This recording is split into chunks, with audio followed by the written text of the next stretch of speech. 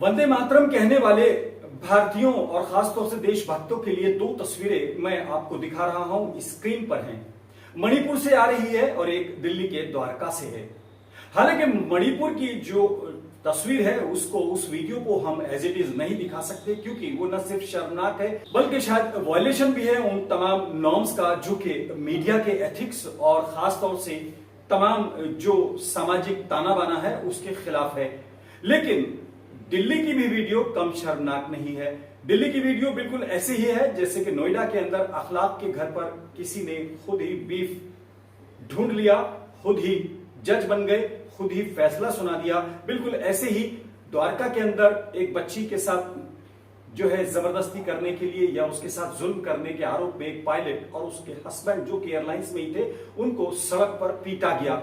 ये दोनों तस्वीरें बहुत खास हैं, लेकिन उनके लिए ज्यादा खास हैं जो कि वंदे मातरम यानी माता के एक तरह से वंदना करते हैं, भारत की वंदना करते हैं। लेकिन क्या मणिपुर के अंदर ये महिलाएं जिनके बदन पर कपड़े नहीं हैं, जिनकी इज्जत से खिलवाड़ किया गया, जिनके साथ रेप किया गया और उनके भाई को इसलिए मार डाला गया कि वो अपनी बहन की इज्जत बचाने आ रहा था तो भाई को मौत के घाट उतार दिया, तो क्या ये वीडियो वंदे जो कहने वाले लोग हैं उनको समझ में आएगा कि ये महिलाएं भी किसी की मां हो सकती हैं, किसी की बहन हो सकती हैं, किसी की इज्जत हो सकती है, इनकी वंदना की जाए या ना की जाए। लेकिन ये वीडियो, ये तस्वीरें और ये घटनाएं खासतौर से पूरे देश को, पूरी दुनिया में शर्मिंदा कर रही हैं। आज इन दोनों वीडियो पर, खासतौर से मणिपुर की वीडियो और मणिपुर के हालात पर चर्चा करेंगे, विस्तार से बात करेंगे। आप कहीं जाइएगा नहीं। और हाँ, आपसे रिक्वेस्ट है कि चैनल को सब्सक्राइब जरूर कीजिए। आपका इसमें ₹1 भी नहीं लगेगा,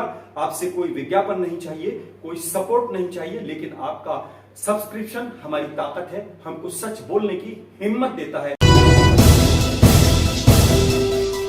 मणिपुर की घटना पर चर्चा करने से पहले मैं आपको कुछ और चीजें दिखाता हूं, क्योंकि देश चलाने के लिए एक लीडर चाहिए होता है। और हमारे लीडर कैसे हैं ये आप देख सकते हैं। एक तस्वीर ये है, एक तस्वीर ये है। बहुत सिंपल, बहुत सज्जन, बहुत ही सादा लीडर है। एक लीडर दिखा रहे हैं कि वो मेट्रो के स्टेशन पर जाकर हम टिकट लेते हैं, टोकन डालते हैं और निकल जाते हैं। सलाम है हमारे बड़े नेता को, सलाम है उनकी सादगी पर सलाम है।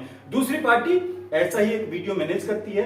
एयरपोर्ट पर वो जांच कराते हैं, हाथ ऐसे ऊपर उठाकर चेकिंग कराते हैं और साबित करते हैं कि मैं भी आम नागरिक हूं। यानी मेट्रो में एक सफर करके बताते हैं कि मैं बिल्कुल आम नागरिक हूं, दूसरे एयरपोर्ट पर जाकर चेकिंग कराते हैं मैं बिल्कुल आम नागरिक हूं। आपने पहले भी देखा होगा कि लालू प्रसाद यादव के बारे में कहा जाता था कि वो भैंस के ऊपर बैठकर चरागाह में भैंसों को चराया करते थे। लोग फैनेटिक हो गए, लेकिन उसके बाद उनके ऊपर क्या क्या आरोप लगे, क्या क्या आरोप सिद्ध हुए, किन मामलों में वो जेल गए, ये तमाम पूरे देश ने देखा। हमारे नेता सादे हैं, सिंपल हैं, शरीफ हैं, लेकिन देश को चलाने के लिए क्या चाहिए ये आप एक बार फिर सोचिएगा। मणिपुर की घटना पर चर्चा करने से पहले मैं आपको एक बार फिर बता दूं कि वंदे मातरम को लेकर आजादी से पहले से ही एक समुदाय का स्टैंड क्लियर है। वो अंग्रेजों से भी इसी बात पर भिड़े थे कि वंदे मातरम नहीं कहना है। अंग्रेजों ने इसी मुद्दे को हवा देते हुए दो जगह फाड़ कर दिया, एक वंदे मातरम कहने वाले और एक वंदे मातरम का एक तरह से ना कहने वाले। वंदे मातरम का इज्जत करना, उसके लिए खड़े हो जाना एक अलग बात है, उसको कहना, उसको एक तरह से दोहराना एक अलग बात है। ये बात आपने इस बार फिर कल ही चर्चा में देखी होगी, डिबेट भी हो रही है, उसको उछाला भी जा रहा है। उस आदमी का भी वर्जन क्या है ये भी आप सुनिए। मैं वंदे मातरम जब होता है हाउस में खड़ा होकर उसकी रिस्पेक्ट करता हूं, लेकिन मैं पढ़ नहीं सकता। मेरे मजहब में, मेरे रिलीजन में ये कहा गया है कि अल्लाह जिसने जमीन बनाई, आसमान बनाया, सूरज बनाए, चांद बनाए, इंसान बनाए, सारी दुनिया बनाए, हम उसके अलावा किसी के आगे सर नहीं झुका सकते। ये मेरे मजहब में कहा गया है। मैं कोई आपका अपमान तो नहीं कर रहा हूँ, सुप्रीम कोर्ट ने मुझे अधिकार दिया हुआ है। जी हाँ, ये वही वर्जन है जो 1400 साल से इस समुदाय के लोग कह रहे हैं कि वो किसी की वंदना उस खुदा के अलावा नहीं करेंगे। लेकिन इसी बात पर अगर राजनीति किसी की टिकी हो तो यकीनन ये पॉलिटिकल मुद्दा है और इसको हवा देने में, तूल देने में बड़ा फायदा है। वैसे भी अब तो 2024 के चुनाव आ रहे हैं, तो ऐसे ही मुद्दे तूल दिए जाएंगे। बात हम करेंगे आज मणिपुर की। शर्म आती है, जबान लड़खड़ाती है बात करते हुए, ये बताते हुए कि आप और हम उस समाज में रह रहे हैं जहां पर मणिपुर जैसी घटना होती है। और इस घटना की जितनी भर्त्सना की जाए, जितनी निंदा की जाए, जितना इसका विरोध किया जाए उतना कम है। हालांकि कांग्रेस ने बाकायदा अपना मोर्चा खोल दिया है और इस वीडियो को लेकर हर तरफ से कांग्रेस आवाज उठा रही है और विपक्ष खासतौर से आवाज उठा रहा है कि मणिपुर में शर्मनाक हुआ। यकीनन शर्मनाक हुआ, ऐसा नहीं होना चाहिए, जांच होनी चाहिए, उनके खिलाफ सख्त कार्रवाई होनी चाहिए। लेकिन कांग्रेस के उन्हीं प्रवक्ताओं से, उन्हीं लोगों से मैं आज ये सवाल करूंगा कि नेल्ली नरसंहार जब इंदिरा जी के टेन्योर के अंदर, आसाम के अंदर, नेल्ली के अंदर कई हजार लोगों को सड़क पर मौत के घाट उतार दिया गया, जवान लोगों को मौत के घाट उतार दिया गया, बूढ़ों को मार डाला गया, बच्चों को मार डाला गया और ऐसी ही महिलाओं को ऐसे ही बर्ताव किया गया। उस जमाने में भले ही वीडियो ना आई हो, 83 की बात है, 80 के दशक में, लेकिन क्या ऐसा नहीं हुआ? किसी कांग्रेसी ने एक बार भी इस पर सवाल उठाया हो तो वो अपना वीडियो, अपना बयान, अपना रिकॉर्ड पेश करे। मुरादाबाद के अंदर, ईदगाह के अंदर, ईद की नमाज के दौरान चारों तरफ से गोलियां बरसाई गई, 400 से ज्यादा लोगों को मौत के घाट उतार दिया गया। किसी कांग्रेसी ने आज तक इस पर सवाल उठाया हो? हम उस सबूत का इंतजार करेंगे और देश को बताएंगे। मेरठ के अंदर, मलियाना के अंदर तमाम चीजें बिल्कुल ऐसे ही हुई। सिख नरसंहार 84 का हाल की बात है, बहुत लोगों को याद होगा, हमें याद है, हमने अपनी आंखों से बहुत कुछ देखा। अगर ट्रांसपोर्टर था कोई सिख भाई और उसका ताला नहीं टूटा भीड़ से, तो पुलिस वालों ने ये कहा, अबे तुमसे तो ये ताला भी नहीं टूट रहा, लाओ मैं तोड़ता हूं। उसने फायर किया, ताला तोड़ा और ट्रांसपोर्टर का ट्रांसपोर्ट पूरा लूट गया, गोदाम पूरे लूट गए, फैक्ट्रीज पूरी लूट गई। क्या किसी कांग्रेसी ने इस पर अभी तक प्रेस कॉन्फ्रेंस की? किसी ने इस बात पर बात की कि किस बड़े नेता ने यह कहा था कि अगर बड़ा पेड़ गिरता है तो हलचल भी आती है? मेरठ, मलियाना, मुरादाबाद, इसके अलावा नेल्ली नरसंहार पर जांच के लिए तिवारी कमीशन बनाया और जांच रिपोर्ट आज तक पटल पर नहीं रखी गई। मुरादाबाद के अंदर सक्सेना कमीशन बनाया गया, जांच रिपोर्ट आज तक पटल पर नहीं रखी गई। जकिया जाफरी पिछले कई दशक से इंसाफ को भटक रही है। राहुल गांधी कितनी बार जकिया जाफरी से मिले, सोनिया गांधी कितनी बार जकिया जाफरी से मिली, प्रियंका गांधी कितनी बार जकिया जाफरी से मिली। मणिपुर पर सवाल उठाना स्वागत योग्य है, स्वागत होना चाहिए, लेकिन जकिया जाफरी से न मिलने की वजह कांग्रेस को बतानी चाहिए। हम जकिया जाफरी का या किसी और मामले का इसलिए जिक्र नहीं करना चाहते कि पुरानी बातें नहीं उखड़े, लेकिन क्या अगर मेरठ मामले पर तभी कार्रवाई हो जाती, नेल्ली मामले पर तभी कार्रवाई हो जाती, तो आज मणिपुर नहीं होता। मणिपुर होने के लिए पहले स्टेप, दूसरे स्टेप और तीसरे स्टेप को ऐसे ही देखना होगा। किसी मंजिल को तय करने के लिए एक एक सीढ़ी चढ़नी होती है।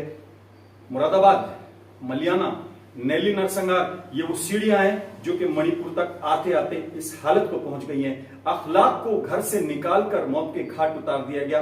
द्वारका के अंदर सेम मॉब लिंचिंग हुई है। सुप्रीम कोर्ट की गाइडलाइंस आ चुकी हैं, बावजूद इसके कितना अमल हुआ ये आप जानते हैं। लेकिन सबसे बड़ा सवाल यही है, हमारे नेता सीधे साधे हैं, एयरपोर्ट पर जांच करा लेते हैं, मेट्रो में ऐसे ही चले जाते हैं, भैंस के ऊपर बैठकर चरागाह में चले जाते हैं, चाय बेचकर काम चला लेते हैं। फिर देश को चलाने के लिए क्या चाहिए, ये आप एक बार समझने की कोशिश कीजिए। मणिपुर ने पूरे देश को शर्मिंदा कर दिया है। विधानसभा के अंदर अगर एक नेता वंदे मातरम नहीं कहता तो देश कितना शर्मिंदा होता है। इसको कंपैरिजन जब आप करेंगे तो मणिपुर से आपको समझ में आ जाएगा, लेकिन अकेले मणिपुर पर बात नहीं होगी। मुरादाबाद, मलियाना, इसके अलावा आज हम आपको एक और तस्वीर दिखाते हैं, एक और वो पक्ष दिखाते हैं जिसको आप आंख मूंद कर बैठ जाते हैं, शुतुरमुर्ग की तरह। शुतुरमुर्ग की खासियत है कि जब परेशानी आती है तो रेत में सिर दे लेता है और समझता है कि मैं बच गया हूं, लेकिन वो ये नहीं जानता कि उसका पूरा शरीर तो बाहर है। आज मणिपुर पर बहस कर रहे हैं लोग, चर्चा कर रहे हैं, लेकिन मणिपुर के लोग कौन हैं? ये वही लोग हैं जो एक्विटल होते हैं, जिनको बरी किया जाता है बाइज्जत। ये दो तस्वीरें देखें, दो वीडियोस देखें। एक वीडियो है माया कोडनानी जो कि बाइज्जत बरी कर दी गई हैं, एक है बाबू बजरंगी के बरी होने के बाद जश्न मनाया जा रहा है, लोग जश्न मना रहे हैं। बाबू बजरंगी याद आ गया होगा आपको, जो कहता था कि हमने ऐसे घेरा, ऐसे मारा, ऐसे काटा, मियाओं को ऐसे काटा, उनकी औरतों के पेट ऐसे चीर दिए। ये थोड़ा सा वीडियो आप देखिए और बाबू बजरंगी गूगल पर डालिए, आपको सब समझ में आएगा। मेरी किसी बात का यकीन न कीजिए, गूगल पर डालकर या रिकॉर्ड्स में देखकर या मीडिया रिकॉर्ड्स में देख लीजिए। बाबू बजरंगी और माया कोडनानी का नाम डालिए, आपको समझ में आ जाएगा कि मणिपुर आज ही नहीं हुआ है, पहले भी हुआ है, एक बार नहीं दर्जनों बार हुआ है। 84 में हुआ है, सिख भाइयों के साथ हुआ है, सिख बहनों के साथ हुआ है, सिख माओं के साथ हुआ है, उन माओं के साथ हुआ है जिनको वंदे मातरम भले ही कहने वाले हों, लेकिन उन्होंने उनकी इज्जत तार तार की है। माया कोडनानी, बाबू बजरंगी, जरा ये एक वीडियो देखिए, सोशल मीडिया पर अवेलेबल है। हमारा इस पर कोई क्लेम नहीं है। अगर ये फेक है तो अभी तक सोशल मीडिया पर क्यों है, और अगर ये वीडियो बनी थी तो इस पर क्या कार्रवाई हुई। आप पहले वीडियो सुन लीजिए और बाबू बजरंगी क्या कह रहे हैं सुन लीजिए। नरोड़ा और नरोड़ा गांव में तो दोनों में हमें खूब कुछ संख्या कम से कम वानी काटा होगा ना सब। नरोड़ा और नरोड़ा पार्टी फिर उन्होंने लाश से उठा के फेंक दिया, कुआ एक था, कुआ में डाल के तरफ दिया, कुछ भी नहीं हुआ। पेपर और मीडिया वालों ने चुराया था थोड़ा, पर वो सब दबा के और हमने तबियत से काटा, हल्दी गाड़ी बना दी। और हमको गर्व है कि ऐसा एक बार दो बार मौका आ जाए और भी। बाबू बजरंगी का ये बयान छोटा सा एक एग्जाम्पल है। आप गूगल कीजिए, आपको यूट्यूब पर, आपके तमाम सोशल मीडिया पर बाबू बजरंगी के इन बयानों की तमाम क्लिप्स मिल जाएंगी और आपको समझ में आ जाएगा कि मणिपुर पहली बार नहीं हुआ है। मणिपुर में जो कुकीज हैं वो किसी और मजहब को मानते हैं, माइनॉरिटी हैं, लेकिन ईसाई हैं।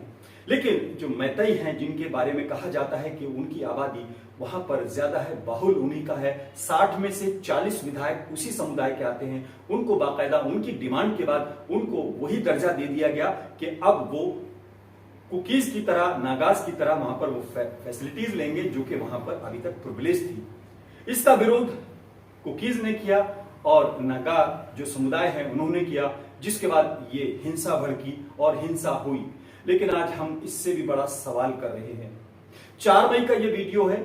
4 मई को गुजरे हुए 1 महीना और 2 महीना हो चुके हैं। कल से सेशन शुरू होने वाला है, संसद का मॉनसून सत्र। ठीक 2 दिन पहले ये वीडियो आना कई गंभीर सवालों को जन्म देता है।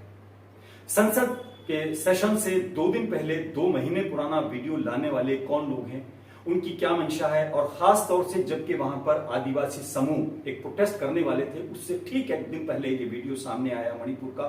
2 महीने तक जिस शख्स ने इसको प्रिजर्व करके रखा, आखिर उसकी मंशा क्या थी और इसकी टाइमलाइन वही क्यों है जो कि मॉनसून सेशन की है। बहरहाल मणिपुर पर बहस होनी चाहिए, चर्चा होनी चाहिए और ऐसा कुछ होना चाहिए कि आगे ये ना हो। लेकिन बिल्कुल ऐसे ही होना चाहिए कि अगर हम मणिपुर पर शर्मिंदा हैं, तकलीफ में हैं, तो मुरादाबाद को भी याद करें, मलियाना को भी याद करें, हाशिमपुरा को भी याद करें, जमशेदपुर को भी याद करें, नैली नरसंहार को भी याद करें और सिखों के साथ होने वाले उस जुल्म को भी याद करें जो कि 84 में किया गया था, सरेआम किया गया था, सड़कों पर किया गया था, सिख माँ और बहनों के साथ किया गया था। करने वाले हम ही में से थे, हम ही लोग थे। हम उस पर भी शर्मिंदा हैं, हम मणिपुर पर भी शर्मिंदा हैं, लेकिन लगाम कब लगेगी। आज फिलहाल इतना ही। अपने मेजबान आजाद खालिद को इजाजत दें। जय हिंद।